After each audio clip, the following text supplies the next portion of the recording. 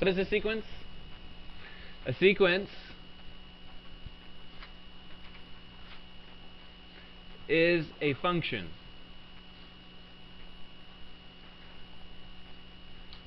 from the natural numbers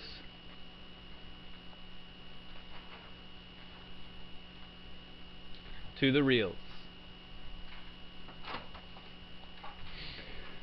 So just, as an example, how about an is 1 over n? Another example might be bn is like the sine of n, or cn is, how about 1 over, is that 1 over n? Is it like that? No, that's 1 over n factorial, right? 1 over n factorial. Okay, so then, these sequences are sort of, they have a very nice formulas associated with them. Sometimes sequences have more interesting formulas. So for example, here's a sequence, fn plus 2 is equal to fn plus 1 plus fn, and f1 is equal to 1 and f2 is equal to 1. So we said what the name of this one is. What's the name of this sequence? The Fibonacci sequence. So this kind of sequence is said to be defined recursively because it's defined in terms of itself, in a sense. This f term is defined as the sum of the previous two f terms. Okay, and then in order to make a legitimate sequence, a well-defined sequence, I have to give two of the first two. Okay, so any question about what a sequence is or these particular examples of sequences? Okay, then another thing we said was that, just like functions, we can consider limits as n goes to infinity. So I could ask you a question like this. So for example, I could say that an is equal to, how about this, 1 over 2n factorial. 1 over 2n factorial. And I'm going to say that bn is equal to an plus 1 over an. I want you to compute the limit as n goes to infinity of bn.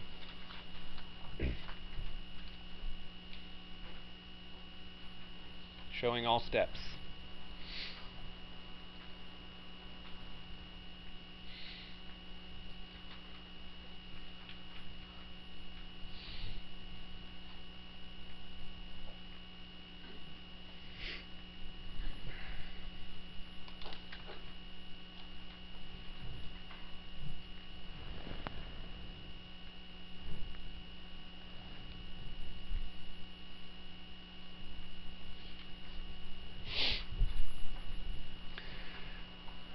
Okay, well, at least according to the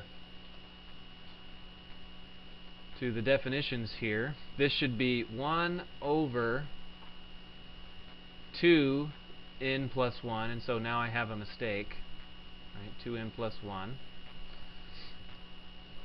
divided by 1 over 2n factorial, like that. Okay, so what's wrong with what I have written here? It's 2 multiplied by n plus 1, right? 2 multiplied by n plus 1. So after you distribute that, that's 2n plus 2. Okay, so then just as a matter of working our way through this, remember that division by a fraction is the same as multiplication by its reciprocal. So this is the limit as n goes to infinity of, in the numerator, 2n factorial, in the denominator, 2n plus 2 factorial. And now how do I proceed algebraically from here? So what do I do?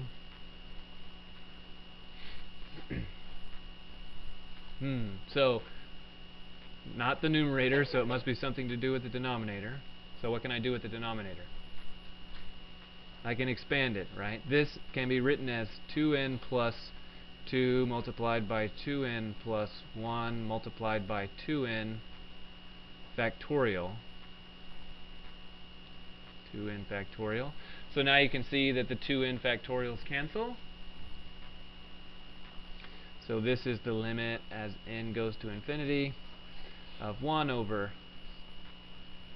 2n plus 2 multiplied by 2n plus 1. And at this point, the limit should be clear. What is the limit? 0. Okay, so any question about this example? So we computed some limits last Thursday. Okay, and we had a nice definition of limit. So then to say that the limit of a sequence is equal to L means that for all epsilon greater than 0, blah, blah, blah, blah, blah, blah, blah. So does everyone remember that such a thing existed?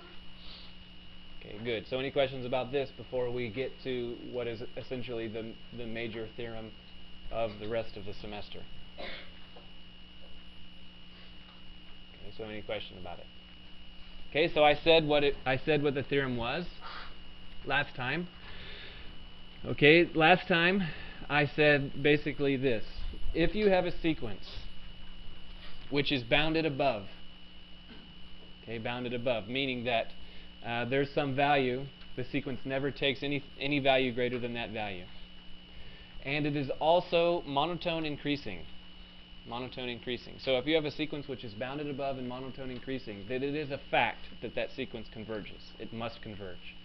Similarly, if you have a sequence which is bounded below, it can do anything it wants, but it can never take a value below this bound, this value. And it is monotone decreasing. Okay, then it is a fact that this sequence has to converge. And so the book summarizes this by saying every bounded monotone sequence converges. Okay? So does everybody understand the situation? So now we're going to show this. This is one of the few, somewhat technical theorems that is ever shown in a calculus class at the 2000 level. Okay, so I'm going to really the theorem is, there's two different theorems, but really they're just exactly the same. So I'm just going to show the following. I'm going to say that if we have a sequence which is bounded above and monotone increasing, then it converges. And then you can change all of the adjectives and the directions of the inequalities to get the other one, which is to say if a sequence is bounded below and is monotone decreasing, then it also converges. Okay. So if 1, an is bounded above, and 2, an is monotone increasing, then an converges. Okay, so that's the statement. So now let's show that this is actually a fact.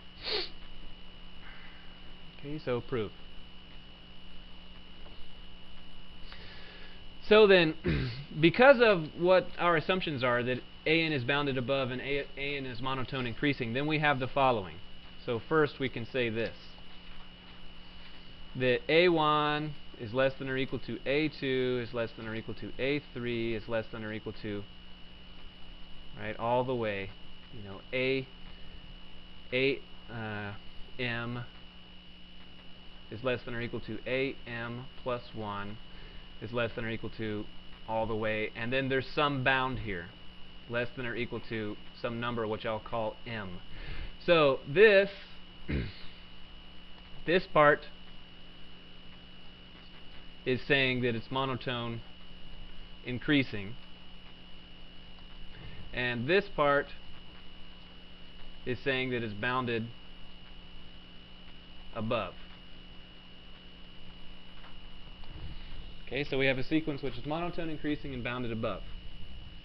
Now, here's a little part where I'm going to tell you that there's a little bit here that's being glossed over, and this is one of the important points, but at this level we just sort of gloss over this.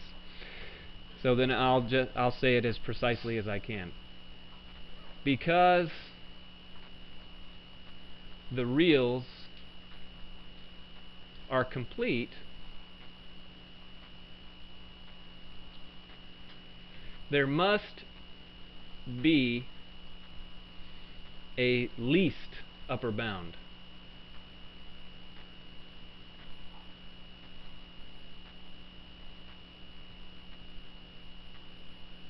Okay, so what do I mean by this? So we're saying that capital M is an upper bound. Well, so then is capital M plus 1, right? So if the sequence is always less than M, then it's always less than M plus 1, it's always less than M plus 2, it's always less than M plus 3. So there's infinitely many upper bounds. There's infinitely many of them, and M is one of them. So what I'm telling you is that it is a property of the real numbers that I can consider the set of all possible upper bounds, and there has to be an element in that set which is least. Okay, so then that's called the completeness axiom of the reals, and I'm just going to leave it there. So you're going to have to take it on faith that this thing I'm saying is true. Okay, so then we're going to call this LUB L, the least upper bound. Which is to say that we can say the following, that AN is less than or equal to L for all N.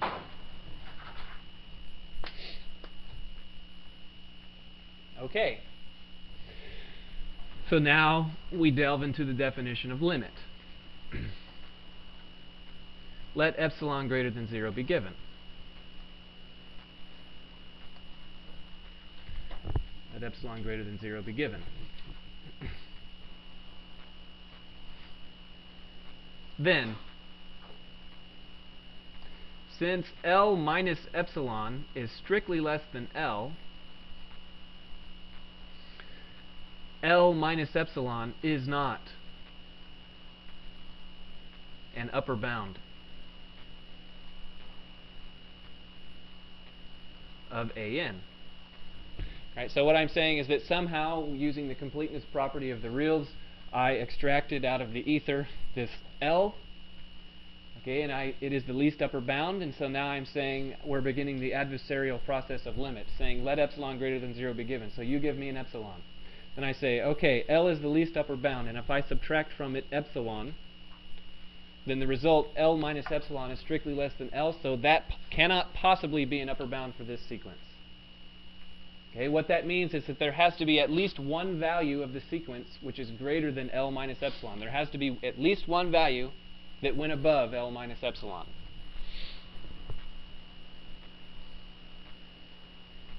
Then there is an index N such that AN is greater than L minus epsilon.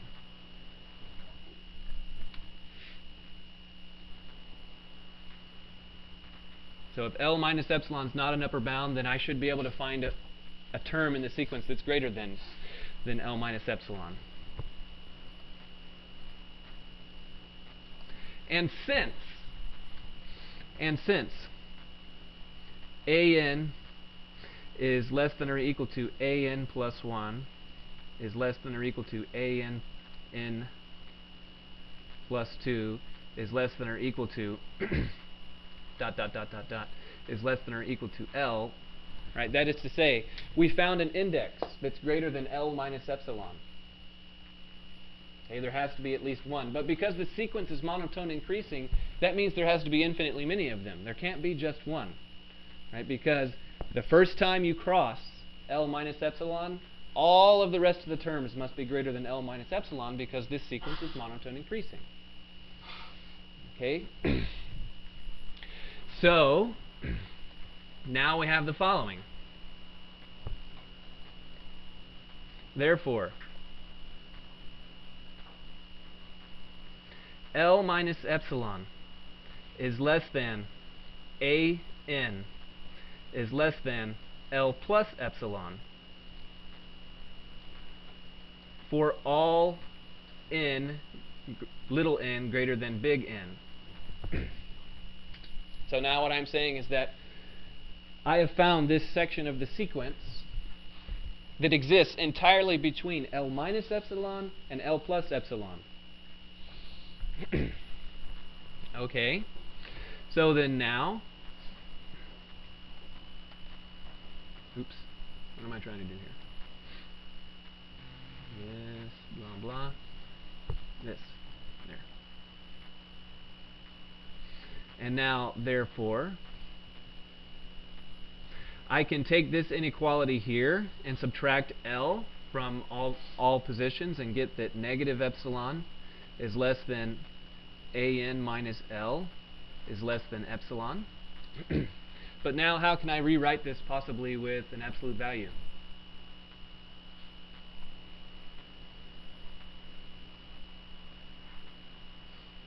So how can I rewrite this expression with absolute value? Yes, AN minus L in absolute value is less than epsilon for all n greater than n. And so, this is exactly the condition to say that the limit is L. Therefore, the limit as n goes to infinity of AN is L. So, what does this mean? This means that if you have a sequence which is bounded above and monotone, then, since it's bounded above, the set of all upper bounds is non-empty. And because the set of all upper bounds is a subset of the real numbers, by the completeness property of the real numbers, there must be a least upper bound. And therefore, and what we just did is we just showed that if a sequence is bounded above and monotone increasing, then it necessarily must converge to its least upper bound. Okay, similarly, just by reversing the adjectives and the direction of the inequalities, you can say that, okay, well, if I have a sequence which is bounded below and monotone increasing, then the set of all of its lower bounds must have a greatest element by the completeness property of the reals. Then that sequence will necessarily converge to its greatest lower bound. Greatest lower bound, sort of weird to say. Greatest lower bound and least upper bound. Okay, so any question about this? Okay, so you should expect some kind of take-home quiz question about this. Okay, so if you get to some take-home quiz question that it sounds like it's coming just straight out of left field, and what is he talking about? Probably a question where I give you a sequence, and you are supposed to show that this sequence is monotone, either monotone increasing or decreasing, and bounded. And you have found a proper combination of monotone and bounded to show that it converges. Okay, so any question about this? So this is like, I would say, probably the most technical math theorem you'll see in the Calculus 1 and 2 sequence. The only other one that might be rivaling in technicality is maybe like the mean value theorem, something like that. Okay, so any question about it? So any question about anything before we switch to something that will seem different? Any questions? Okay. So I want to make sure that the point is clear. So then let's have a couple questions. So how about AN? Oh, I need to make this big, right? Big. Embiggen. Where did I hear that from? I don't know. So negative 1 to the n. Okay, so then the question is bounded or monotone, right, or both. Okay, so here's the first sequence. So is AN bounded or monotone?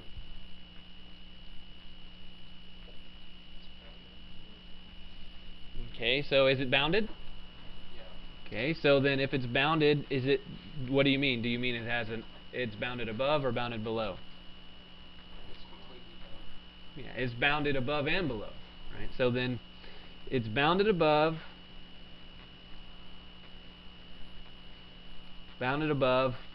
by how about 37.8? Okay, it's bounded above by 37.8. What is its least upper bound? 1, right? The least upper bound is 1. Okay, it's bounded below by negative pi. What is its greatest lower bound? negative 1, right? Okay, is it monotone?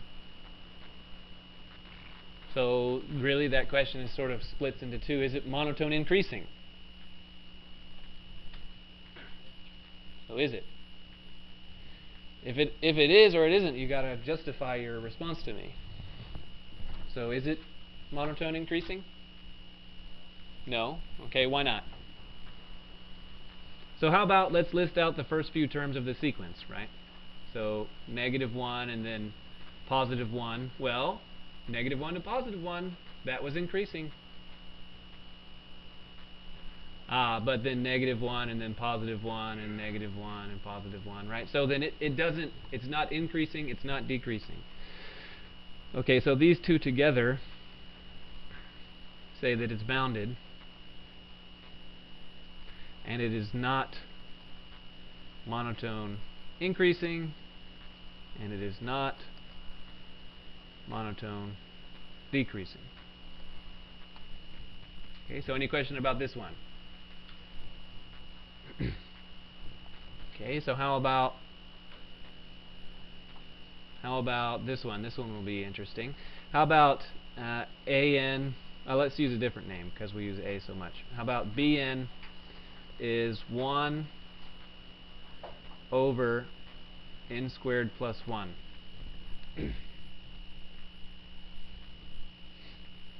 1 over n squared plus 1. So, is it bounded above? Is it bounded above? Yes, it's bounded above.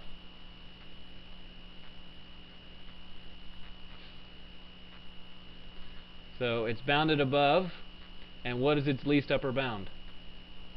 1, right? Because, no, in fact, no, not even 1, right? 1/2, right? Because the first term is 1/2.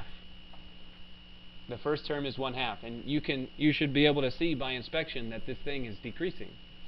So the first term is the greatest term. Okay, so the least upper bound is 1/2. Is it bounded below?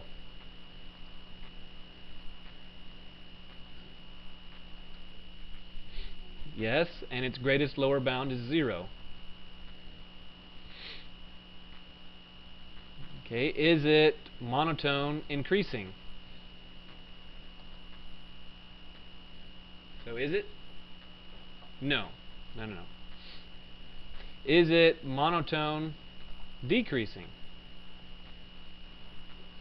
Okay, I agree with yes, but now that's not enough, right? You have to show me that it's monotone decreasing. Okay, so someone give me a hand. Limit's not enough. Limit doesn't tell you about increasingness or decreasingness. Limit just tells you whether or not the limit exists. Because, for example, I can have something converge to 0 that does this sort of business, right? That oscillates up and down, but nevertheless converges to 0. So you can have something that converges which is not monotone, no problem. Something I heard a good one, but I wasn't going to bring that up yet. I heard derivative. So what do you think about that?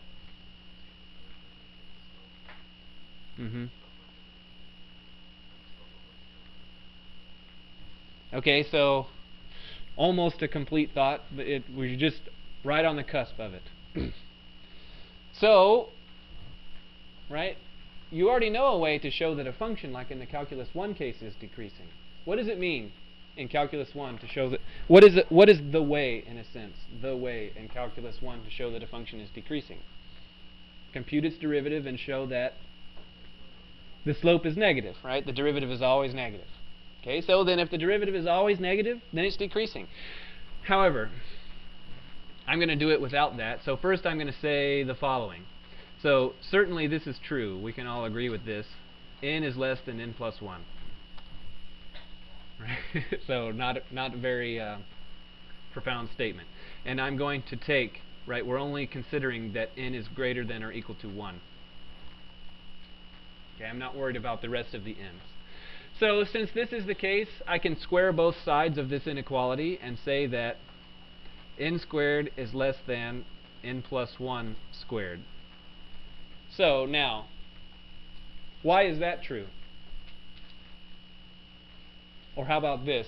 Tell me when it might not be true.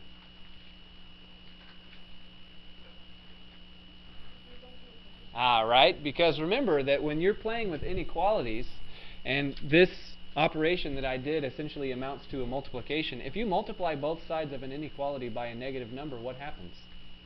The direction of the inequality changes, right? So then this, right, this thing that I'm boxing is in red is what's making it to where I can actually do that legitimately, right? If n was negative 1,000,000, then it wouldn't be true. But n is greater than or equal to 1, so it's true. Okay, so that's a fact. Now I can add n squared plus 1 is less than or equal to, is strictly less than n plus 1 squared plus 1. So all I did was add 1 to both sides of the inequality. So that doesn't change the direction of the inequality. And so now I can take reciprocals of both sides of the inequality. Okay, so then I'll write the reciprocals now. 1 over n squared plus 1 and 1 over n plus 1 squared plus 1. But when you take reciprocals of an inequality, what happens to the direction of the inequality? It switches. Okay, but have a look. 1 over n squared plus 1, what is that? That's bn. And this is greater than, what is this one? bn plus 1. So what did I just show here with this sequence of inequalities? That bn is even better than monotone decreasing. It is strictly monotone decreasing. Strictly monotone decreasing. Okay, so then now we have a sequence which is bounded below and strictly monotone decreasing. Its greatest lower bound is 0. Does it converge? Has to converge because it's strictly monotone decreasing and bounded below. Its greatest lower bound is 0, and therefore you should be able to tell me without any further considerations what is its limit. 0. Okay, now this seems like a really technical way to get at something, right? You could have just probably looked at this and said, limit 0. Right? But you know, you're going to be faced with some things that are more complicated than this, and you will need to use these other machineries. Okay, so any question about this one? Okay, so then, yes?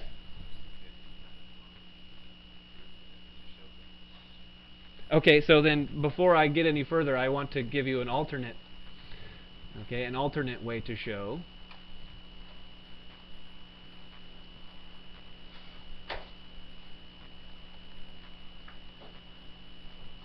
that bn is 1 over, to show this is monotone decreasing. So that now, this sequence is very nice in a sense because it's like almost trivial. So then what we can do is say the following. We're going to consider the following function. F of x is 1 over x squared plus 1. F of x is 1 over x squared plus 1 for x greater than or equal to 1. Okay, so now this is what I'm talking about, is this is a calculus 1 function. A calculus 1 function. And we're going to show that f of x is decreasing for x greater than or equal to 1. Okay, so one way to do this is to compute the derivative. So then, I'll write that f of x is x squared plus 1 to the negative 1 because I'm about to do calculus with it, and this is more convenient for calculus. Okay, so then the derivative of f of x will be negative x squared plus 1 to the negative 2, and then multiplied by 2x, which after algebraic playing around is negative 2x over x squared plus 1 squared. All right. So then from here, I can find the critical points of f of x. So that's where first we need to test where the derivative is undefined. So is there anywhere the derivative is undefined? Is there anywhere it's undefined? No. No, because the only place where we could have something that's undefined is, for example, in a division by 0. But we can't divide by 0 because the term x squared plus 1 is greater than or equal to 1. Right? So it can never be 0. So there's nowhere. How about, is there anywhere that the derivative is equal to 0? Okay, I agree with no, but some people are saying, wait a minute, I think so. So what's happening? Why no? So how about this? Here's the derivative. If I plug in 0, what do I get? 0. But I claim that that doesn't matter. Why not? Because x is greater than or equal to 1, right? The domain of this function, there's no place where the derivative is 0. So there's none because of the domain. So there are no critical points. So we can make a slope chart now.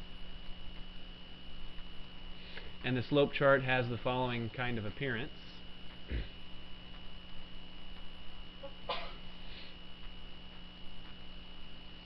So now I need to choose a test point in between 1 and infinity. So what test point do you want to choose? There's a few in there. Okay, so how about 2?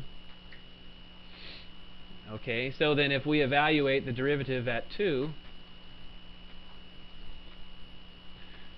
then we get what? Negative 4 divided by 25, which in particular is negative. So what does that say about the function? Decreasing. Right, so then you can say, now you can say, therefore, f of x is decreasing, and therefore an, did I say an? No, it's called bn. Therefore bn is monotone decreasing. Okay, so then you know how to show that a function is decreasing or increasing, whatever the case may be. Therefore, there's a large class of sequences that you can show are decreasing or increasing, as the case may be. Okay, now, this calculus way is very nice, right? It's something that you're already familiar with. The machinery is straightforward. Oh, it's going to crash. Lovely. Every time I use that scroll bar on the right, it crashes. At any rate, I'll keep talking. I would say, for my money and time, if you are able to use the inequalities that I did above, right? I showed that the sequence was decreasing using about, 8 inequalities. That seems like order argument to me. So if you're comfortable with that, then I encourage you to use it. Okay, so any questions about these things before we move on to something else?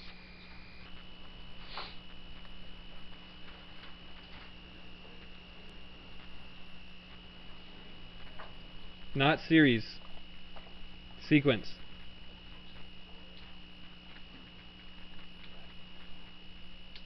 Yes. Oh, look at that. I clicked save right before. I'm so diligent. Okay. No. So yes, I mean, it is necessary. If you're going to do it, you have to say, well, I'm going to use the corresponding f of x or g of x or whatever name you want to give it, calculus 1 function. Yes, because the sequence itself, bn, is a function, but it's only defined on integers. Okay, so then they're two different objects. Right? What's necessary is the function f of x that you have to consider needs to be differentiable, and it has to agree with the sequence bn at every integer. They have to take exactly the same value.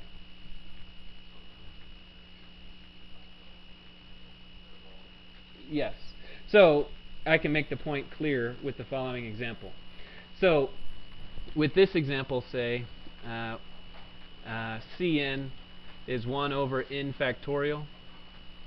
Right? You could not use the calculus thing because this is not defined. Right? You couldn't do this kind of thing. F of x is 1 over x factorial. Right? There's no such thing as this, okay, in this class. So you would have no means to proceed. Okay, whereas on the previous example, 1 over n squared plus 1, 1 over x squared plus 1 is perfectly legitimate. You could do it there, but not here. Okay, so since you can't do it here, I suppose that I'll show you this, right? I can say that, well, first,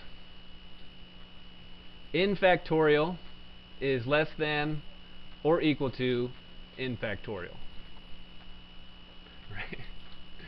N factorial is less than or equal to n factorial, and 1 is less than or equal to n plus 1 when n is greater than or equal to 1. Okay, so I have these two inequalities. So now what I'm going to do is I'm going to take this inequality and multiply the left-hand side by 1, and I'm going to multiply the right-hand side by n plus 1, so that I can say that n factorial is less than or equal to n plus 1 factorial. So then now I can take reciprocals of both sides and say that 1 over n factorial is greater than or equal to 1 over n plus 1 factorial, which is telling me that Cn is greater than or equal to Cn plus 1, which is telling me that Cn is monotone decreasing. Okay. So any question about this argument? Sorry? It cannot be, but it's so what he's asking is, why did I write less or equal? The or means it doesn't matter. So then, if you wanted the bounds to be tighter, you could delete this. That's still the case. And then now multiplication, that's the case, that's the case, that's the case. And then you could say strictly if you wish. Strictly. If you wish. Okay, so any question about these things, these adjectives, monotone, bounded, how to show something is decreasing, etc. Okay, good. So now we're moving on to something else. And through, I would say, what is basically a very large misfortune. Okay, the thing that we just got finished talking about, those things are called sequences. Now we're going to deal with a new thing called series. They are very different animals, quite different. But unfortunately, they both start with S, which means that because we're human beings and the way we categorize information, the fact that they both start with S means that there's a great deal of confusion. I'm going to estimate that 1 out of 5 of you are going to be confused about the difference between a sequence and a series. Please endeavor not to be confused, okay? Because if you fall into that category, you will have a lot of points taken off because of your confusion in your quiz and exam questions. Okay. Okay. So here we are in section 9.2, which is called series.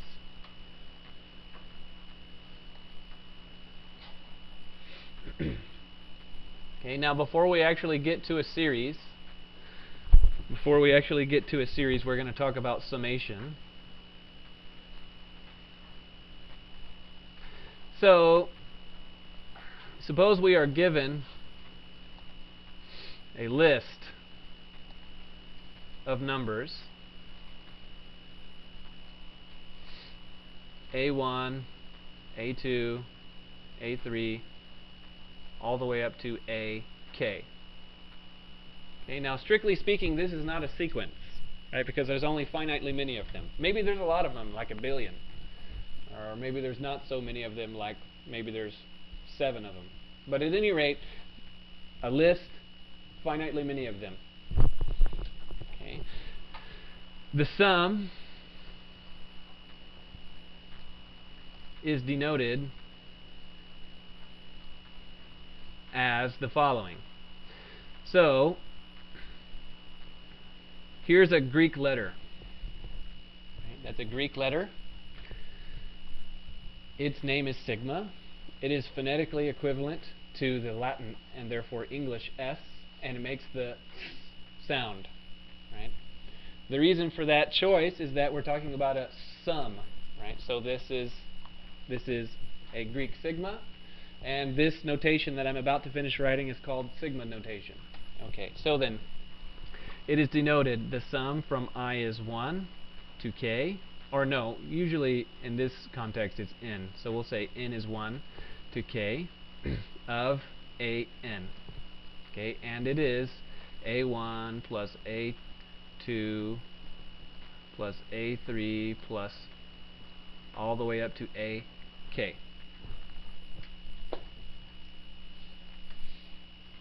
Okay, so the whole purpose of the notation is that it is easier to write this left-hand side than it is to continually write the right-hand side. Okay, it's just a notation. Okay, so any question about it? Any question about it? So now, an infinite list of numbers like that, okay, is now called a what? We have a name for an infinite list of numbers. They are called sequences. Okay, they're called sequences. Okay, so now the question is, it's clear that you can take a finite list of numbers, add them all together, and you get a number every time. Right? Every time, even if it's a really long list of numbers, 1,000,000 numbers, 1,000,000,000 numbers, 43 numbers, it doesn't matter. You add them all up, you always get a number. Now the question is what if you take a sequence, which is an infinite list of numbers? Will you get a number? And the answer is sometimes, right? Sometimes. Sometimes you will get a number, right? The answer is always sometimes. So here's an example. What if I give you the sequence that is 0? It's 0 for every term, right? A1 is 0, A2 is 0, A3 is 0. All of them are 0. So can you add up all of those zeros? Yep. What do you get? 0. You get 0. Okay, so there's at least one sequence that you can sum it all up and get a number. Because I just told you one. How about this sequence? What if I tell you the sequence an is equal to 1 for every value? So like a1 is 1, a2 is 1, a3 is 1, a1,000,000 is 1. All of them are 1. Can you add them all up and get something that converges? No. No, you cannot. No, you cannot, because if you attempt to add them all up, you'll get something infinite. You'll get an infinite quantity, so that's not a number. So I've now told you there's at least one sequence that you can add up, and there's at least one sequence that you cannot add up. Okay, so then the truth of the matter is there's lots of sequences that you can add up, but most sequences you simply cannot add up. Okay, so here's another more interesting example of a sequence that you can add up. So let's say that I mark out a spot on the floor over there 1 meter away. Okay, so I'm going to take a step. I'm going to take infinitely many steps, and every time I'm going to step half of the remaining distance to that 1 meter mark. So the first step, half a meter. The second step, 1/4 of a meter. The next step, 1/8 of a meter. The next step, 1/16 of a meter. Blah, blah, blah, blah, blah. Infinitely many such steps. So you can see that because I'm always stepping half the distance, there's no way I could go further than a meter. Right? I'm going half the distance. There's no way that I could ever be further than a meter. Yet, I could never really be less than a meter either after I complete all of the steps, because if I was less than a meter, then that would mean I would have another step to take. Right? I would have another meter to go. So then if I add up the length of all of the steps that I take, right, infinitely many steps, how far will I have traveled? 1 meter. Right? 1 meter. So there's a list, right? I can take all of those measurements, right? 1/2 plus 1/4 plus 1/8 plus 1/16 plus 1/32, blah, blah, blah. If you add up all of those numbers, that's an infinite list of numbers. So that's a sequence. You could add them all up, and when you do that, you get 1. 1. So there's something that's a little more complicated, okay, than all zeros or all ones or whatever. Okay, so does everybody sort of get the general idea? Okay, so now, what is a series?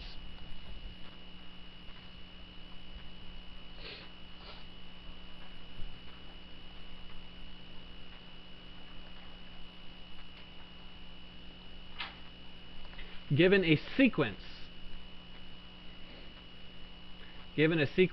AN, the series corresponding to AN, to, let's say it like this because I want to emphasize the difference, to sequence AN is the sum from n is 1 to infinity of AN, which is to say A1 plus A2 plus A3 plus all the way. Right? So a series is what happens when you take a sequence and you attempt to sum it. Such a thing is called a series.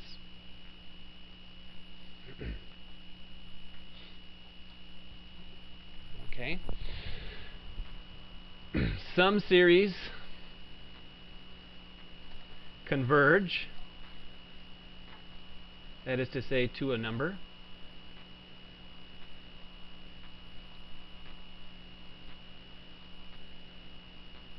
Some series diverge. Okay, and this is the part that really disturbs students. But the convergence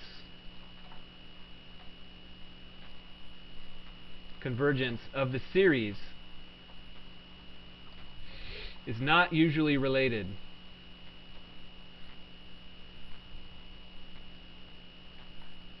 to the convergence of the sequence.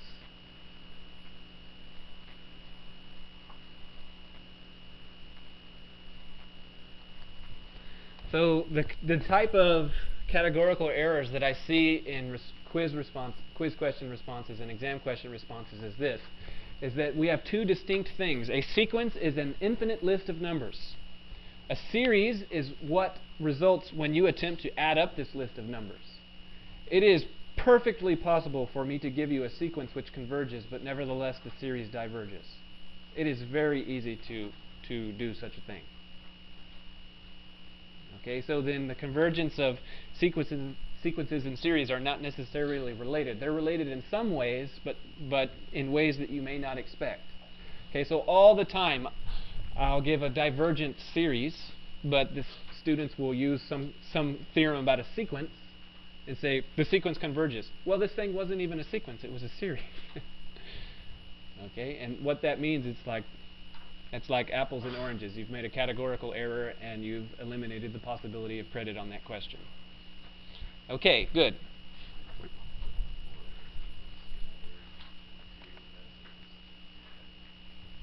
So the question was, what if I give you a sequence which diverges? Is it possible for the corresponding series to converge? And the answer is no, it's not possible. But the other direction is possible. Okay. So let's do some examples.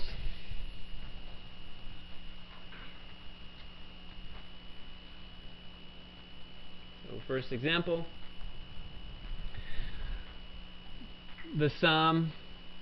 Oh, incidentally, before I do this example, I'll just write it up here. Please write series like this. Look, so it's straight across, down, down, down, right? That's how it goes, right? So let's write this, right? That's point 1, point 2, you lift up, and then 3, 4, 5, 6.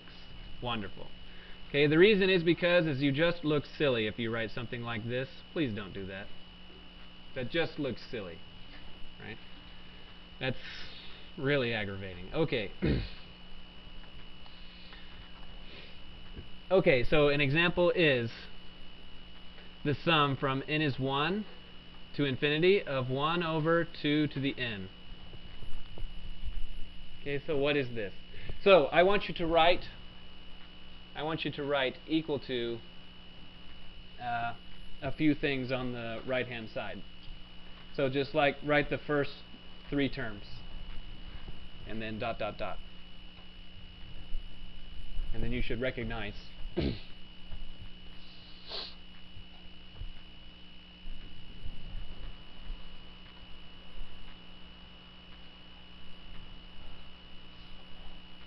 okay, so this would mean 1/2, right? That's the first term, and then plus what? Plus 1/4, and then plus what? 1/8, right? Oh, okay, so now you see what I'm talking about. So then plus, I just got finished talking about this.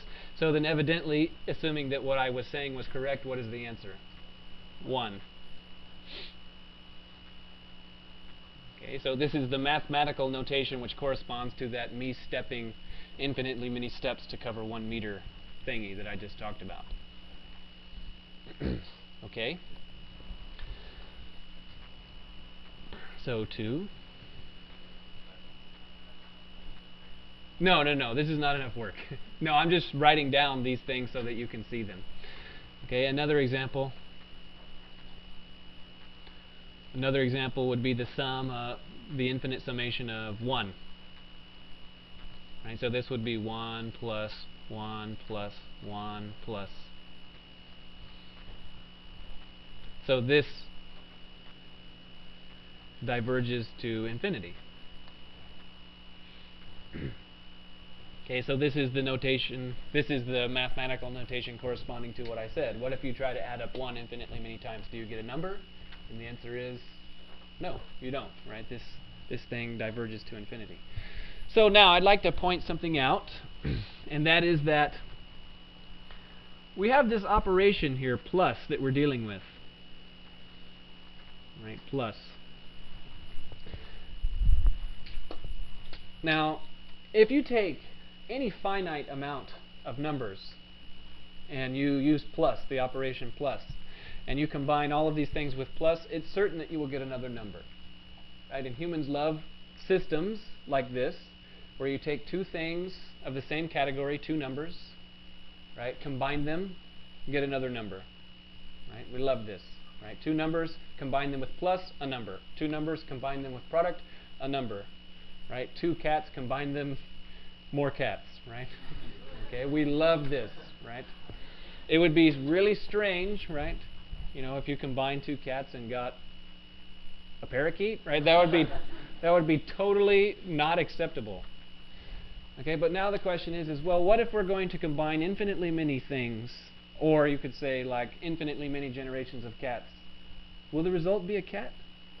And the answer is, well, maybe that's a little philosophical. You know, at least to me, the answer is, you know, maybe, right? I don't know. So we're doing infinitely many operations. Okay, so we need to very carefully and precisely define what it is that we mean by these infinitely many operations. Okay, we have to define it very precisely. So this is what is going to be meant by a series converges or diverges.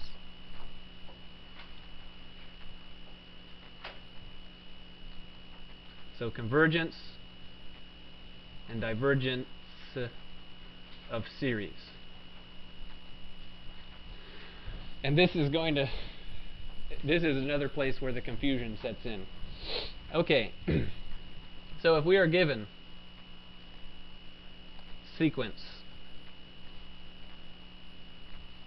AN, so given a sequence AN, an infinite list of numbers, we're going to consider the series, which is to say we're going to attempt to add up all of these numbers.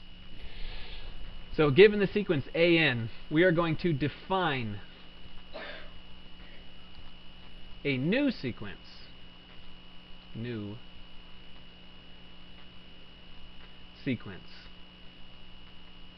SK as SK is the sum from n is 1 to k of AN, which is to say that it is A1 plus A2 plus A3 plus all the way to AK. So what is SK?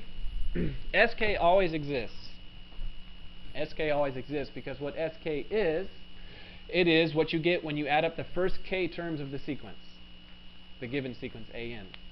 So you can always add up the first k terms, no problem. So SK is always defined. So then, just to try and make things clear, right?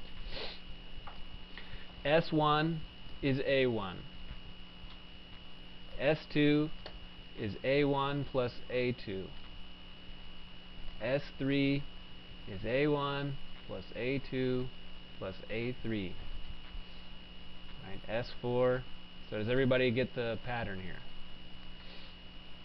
Plus A3 plus A4.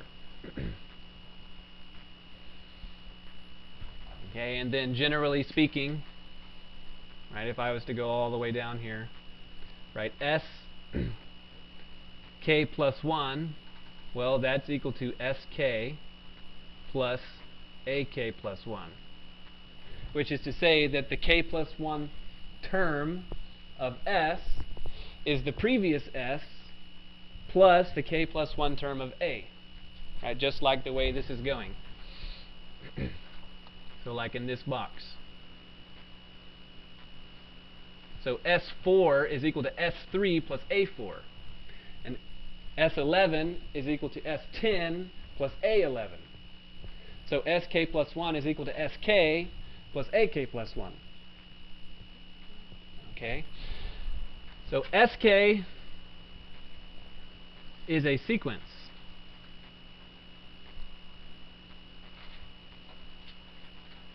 Called the kth partial sum of AN. So now, from the sequence AN, I produced a new sequence SK, and SK is a sequence. Now, we already have a very precise definition of what it means for a sequence to converge. For a sequence to converge. So then, if SK converges as a sequence to the value S, then the sum from n is 1 to infinity of AN is the limit as n goes to the limit as n goes to infinity. No, not n. The limit as k goes to infinity of SK is S.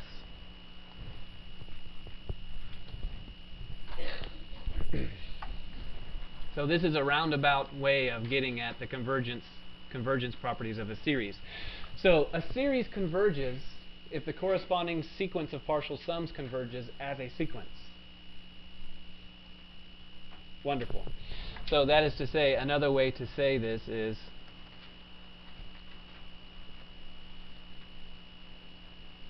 the sum from n is 1 to infinity of AN is equal to the limit as k goes to infinity of the summation from n is 1 to k of AN, which is equal to the limit as n goes to infinity of SK. So if the sequence of partial sums converges, then the series converges. Okay, so any questions about this one?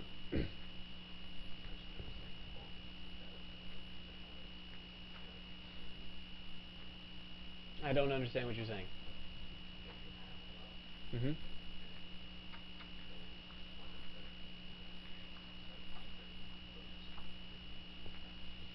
Right. So the sequence of partial sums. So as to say, we have this question like, I'm given a sequence. There's a list of infinitely many numbers. Can I add them all up? So what I'm saying is, okay, well, I'm going to make a new sequence, which is I'm adding up just the first k terms. Right? And that gives me a new sequence. This new sequence might converge and it might not. And that's it. So it would be sort of like, you could imagine it like this if you wanted to put it in a physical context. Like maybe you are taking the sequence and you want to start making the sum. And so you add one term of the sequence every second, and you're watching it. Click, click, click, click. It's changing, right, the actual value. And you're wondering, is it going to converge? Right, the sum as you're doing it. Okay, so any question about this? Any question about it? Okay. So, what time is it? Okay, good. We have just enough time to consider this thing. So what we're going to do now is we're going to consider a very specific kind of sequence and series. So remark. And this is going to be called geometric sequence.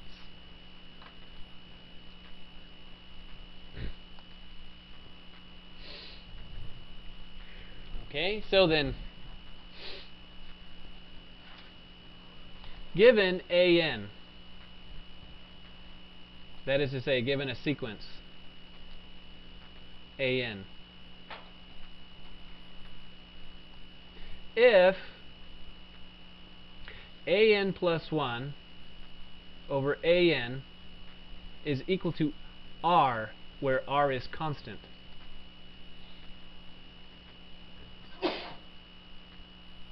where r is constant for all n, then the sequence an is said to be geometric.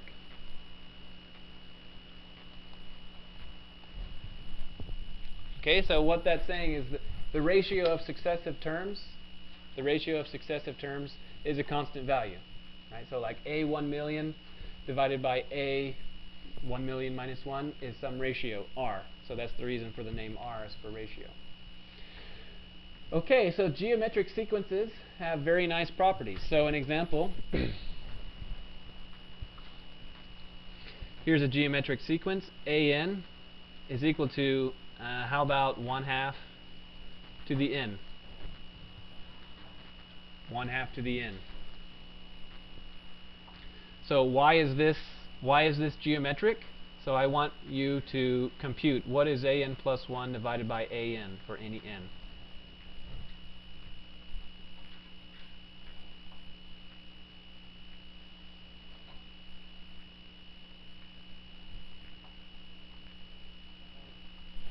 Yeah.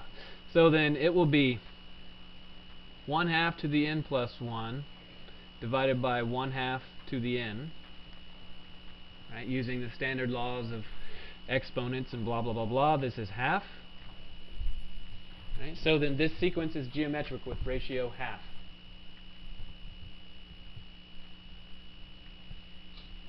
Okay, so then that'll be example number 1. How about example number 2? How about bn is equal to 3 to the, how about n plus 1 over 2 to the 3n plus 1. Okay, is this geometric?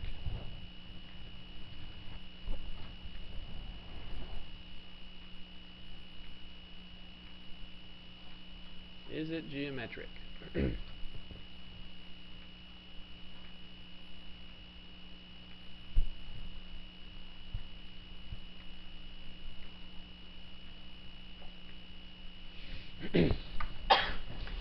Okay, so then the answer is going to be yes, but I'm going to, because I have the benefit of hindsight and everything, I'm going to algebraically play with this for just a minute and say that, okay, bn, this can be written as 3 to the n multiplied by 3 in the numerator. Right, so I can factor the numerator like that. And then this will be 2 to the 3n multiplied by 2. And I'm going to make a few more simplifications. 3 to the n multiplied by 3. And then over, now 2 to the 3n So that's a product exponent. Is there some way I can rewrite 2 to the 3n some other way? 8 to the n. Okay, so then 8 to the n. And the reason why I'll do this in steps, because a lot of people have forgotten this. 2 to the 3 to the n, right, multiplied by 2. So I factored it, so that's 8 to the n. So that's 3 to the n multiplied by 3 over 8 to the n multiplied by 2. Okay, so then I'm just still haven't showed it's geometric or not yet. I'm just algebraically playing around with these things. So I'll move the 3/2 to the front. Okay, now is there some way to rewrite 3 to the n over 8 to the n maybe in a slightly simpler way? 3 over 8 all to the n, right? Okay, so then all of these are equivalent expressions for Bn, but of them, the last one is the most convenient to show that Bn is geometric. So then Bn plus 1 divided by Bn, well, that should be 3/2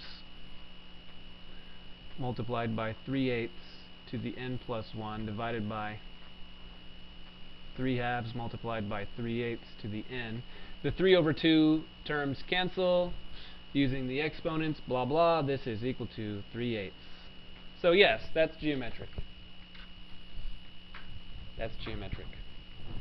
Okay, so any question about this one? Okay.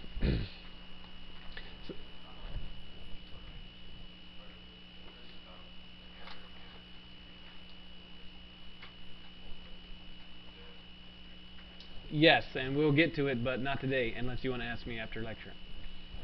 Okay. So then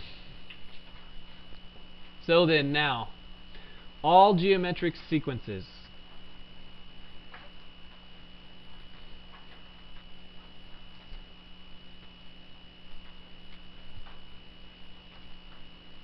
can be written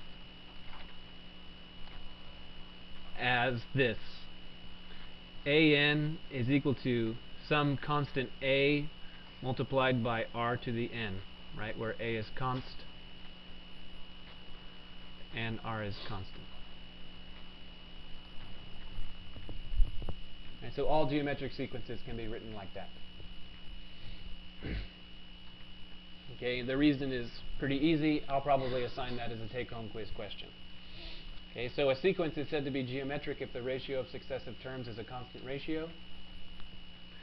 And all geometric sequences can be written as AR to the n. So I'm just going to state that as a fact. Maybe I'll have you show it in a take-home quiz question. Okay, now, this is a sequence. But, you know, in this section, what are we interested in? Series. We're interested in series.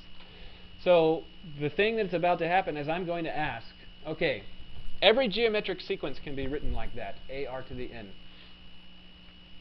Can you consider the corresponding geometric series? Can you add up a geometric sequence? And the answer is sometimes. Sometimes. So you've already seen an example of a geometric sequence. Okay, the meter thing that I said, right? Because, you know, the first step has length half. The next step has length 1/4, half of the previous step. The next step has length 1/8, half of the previous step. So the length of my steps is a geometric sequence because the ratio of the length of my steps is half for every step. Okay, so then that was a geometric sequence, and the corresponding series converged, and it converged to 1. Okay, but do all geometric series converge? And the answer is no, certainly not, right? What if I say, okay, first I'm going to step 1 centimeter, and then 2 centimeters, and then 4 centimeters, and then 8 centimeters. Okay, so you can imagine after about the 50th step, I will have greatly exceeded the speed of light and stepped outside of the bounds of the known universe, so then really quickly. So then would such a series converge? The answer is no, such a sequence wouldn't converge. Okay, so some geometric series converge and some geometric series do not converge. Okay. So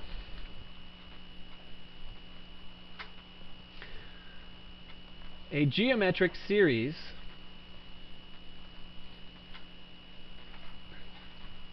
is the sum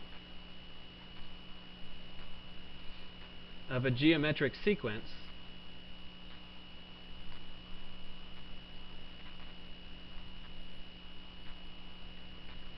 and can be written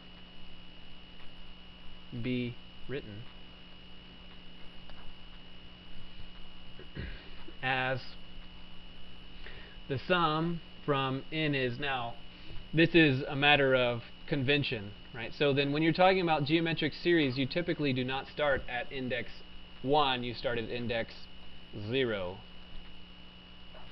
So from 0 to infinity of a r to the n, which is to say that this should be equal to a plus ar plus ar squared plus ar cubed plus all the way. So why the first term? Why just a? ar to the 0. So the understanding here, the convention here, is that r to the 0 is 1.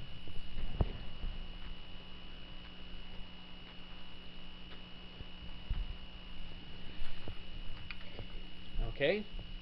So then now I'm going to state the result, and we'll prove the result on Thursday. So such a geometric series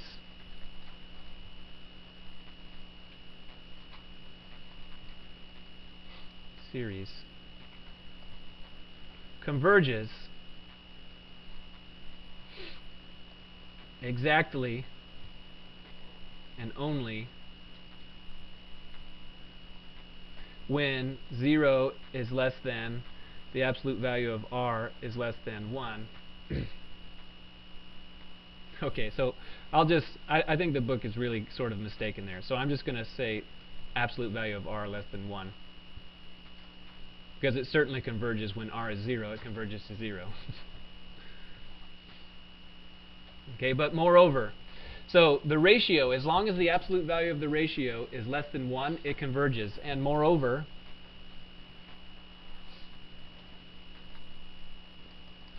it converges to, so the sum from n is 0 to infinity of a r to the n is a over 1 minus r. A over 1 minus r. Okay, so we have time for one example, and I'll show you the reason why this is true next time. So the example is the sum from n is 0 to infinity of 1/2 to the n. Yeah, I'll go up. Okay, so it converges to a over 1 minus r. So that, you should hear that phrase in your brain over and over and over between now and the end of the semester. Okay, so then this, right, would mean 1 plus 1/2 plus 1/4 plus 1/8 plus all the way. So then this is geometric with a is what? 1. And r is what? 1/2. So does it converge? Does it converge? So what's the condition for convergence? The absolute value of r is less than 1. So it converges. And the sum from n is 0 to infinity of 1/2 to the n should be a over 1 minus r, which on this question is 1 over 1 minus 1/2, which is 2. Which brings me to a joke. Okay, so then, infinitely many mathematicians go to a math conference. Okay, and then, afterwards, these infinitely many mathematicians file into a bar and start making drink orders. The first drink order, they say to the barman, the first one walks up and says, "I'll have a pitcher of beer." And the second mathematician says, I'll have half a pitcher of beer. And the next mathematician says, I'll have a quarter of a pitcher of a beer. And then the bartender says, you jerks did this last year. And he just pours 2 pitchers of beer. Okay, see you on Thursday.